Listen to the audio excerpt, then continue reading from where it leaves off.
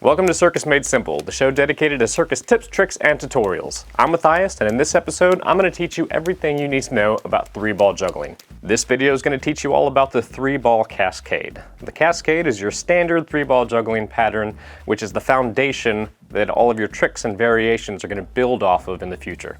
The first thing you're going to need is some juggling balls. If you don't have a set already, I did make a tutorial on 3 different simple methods of making juggling balls at home, including the ones I'm using in this video. So link for that will be in the description down below. All right, let's start with the basics. The first thing you're going to do is take 2 of your juggling balls and throw them away. We're going to start with just 1 ball and we're going to build up that muscle memory. So what I want you to do is take it in one hand and we're going to toss it back and forth from one hand to the other hand. Back and forth, and I want you to notice I'm throwing it just above my head. That's the height that I want you to target, and we're trying to make nice consistent throws.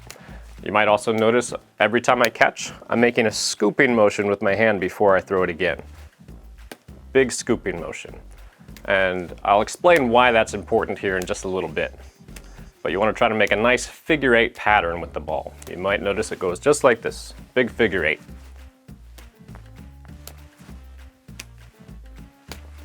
Just like that. Once you have that down, grab your second ball and we're going to move on to 2.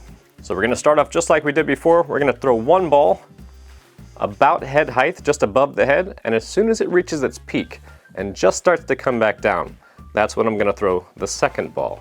And it's going to make a crisscross pattern. 1, 2, catch, catch. 1, 2, catch, catch. 1, 2, catch, catch. Once you feel comfortable with that, try starting with the other hand. Instead of throwing from this hand first, I'm going to throw from this hand first. 1, 2, catch, catch. 1, 2, catch, catch. 1, 2, catch, catch. And once you feel good with that, you can try alternating hands. 1, 2, catch, catch. 1, 2, catch, catch. 1, 2, catch, catch. Just like that. Once you've done that for a little while and got that muscle memory going, we're going to move on to 3 balls. Step number 1 is to decide which hand you want to throw with first. And whichever hand you decide, that's the hand you're going to place the 3rd ball in. Just like this. So the hand that has 2 is going to be the hand that throws first. Step number 2 is to do the same thing we did with 2 balls, but just holding that 3rd ball in the hand. I don't want you to throw it yet, I just want you to hold it there and get comfortable with it being there in your hand. 1, 2, catch, catch. 1, 2, catch, catch. 1, 2, catch, catch. Remember, I'm throwing from the hand that has 2 in it first. 1, 2, catch, catch. 1, 2, catch, catch. The 3rd step is to throw that 3rd ball. So we're going to do just like we did before, and as soon as that 2nd ball reaches its peak and just starts to come back down, we're going to throw that 3rd ball. So it should look like this. 1, 2, 3, catch, catch, catch. 1, 2, 3, catch, catch, catch. And step number 4 is to just keep going. The cool thing about the 3-ball cascade is that it's a never-ending pattern. It just keeps going. Throw after throw.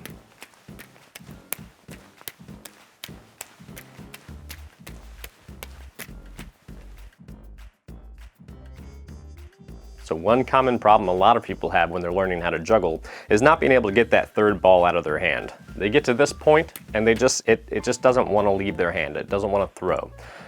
What I would do in this case is to not worry about the catches at all. Practice just throwing. So just do this. 1, 2, 3. Let them all drop to the floor. Just get that muscle memory down of getting all 3 throws out of your hand. Do that for a little while, build up that muscle memory, and then go back to trying to catch. Another common problem people run into is their pattern getting out of sync or off rhythm, where it's kind of hectic like this. So what I would recommend doing this is to really kind of focus on matching your heights. You want to have it just above your head, and you want to make sure you're waiting until that ball is just starting to come back down before you throw the 2nd one. If you throw it too early, you're going to have a gap in your rhythm. That's too quick. 1, 2, catch, catch. You want to have a nice rhythm, and you can kind of hear it. As the balls are hitting my hand, they all have just nice, even rhythm. Another helpful tip is to have a goal in mind of the number of throws and catches you want to get to. So start off low with just 3. 1, 2, 3. And then move on to maybe 5. 1, 2, 3, 4, 5. I also encourage people to actually count out loud. You've heard me do that throughout this entire tutorial, and it really does help with getting those throws out of your hand and just to keep on going and going and going. As soon as you hit your goal, make it a little bit higher and keep progressing until you get to 3,000. Another common struggle can be that the balls are colliding with one another in the air. Usually this is a case of the pattern being too narrow, too close together, and that's why there's not as much clearing for the ball to pass through. So you need to make your pattern a little bit wider. One thing you can do to fix this is to try to bring your elbows out just a little bit like this. And then also remember that scooping motion I was talking about in the beginning. That's where this comes in. So if you can get those scooping motions down, that's gonna help widen your pattern out and make the balls have much more room to pass by one another. I'll give you an example of both. So this is with the elbows in, kind of going straight up and down. It's very narrow. Bring your elbows out just a little bit and try to make that scooping motion. And you notice how the pattern changed? It got a little bit wider and much more space for the balls to travel between each other. And that's how I would fix that.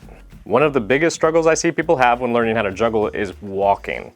They start to get the pattern down, they're getting 10, 11 throws even, but they are constantly walking forward and catching the balls a little bit farther and farther out until they run into a wall or whatever else is in the room. So here's how to fix that. Basically what's causing the walking forward is that the ball is having a forward trajectory, which is usually caused by the elbow extending out straight whenever you throw the ball. So the ball has a forward trajectory. What you want to do is try to keep your elbow at your sides. Not pinned in, you want them out a little bit, but you don't want the elbow to move from the side. So if I think of my arm from my elbow to my fingertips as being a straight like a ruler, and I just bring it up like this, the ball goes straight up and down. As opposed to if my elbow comes out, the ball goes forward. So by keeping your elbows at your sides and not letting them move out forwards, it should help a lot with walking. And that's it. Follow these steps and you'll be a juggling master in no time.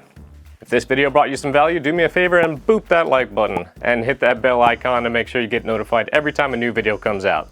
Take care and we'll see you in the next one.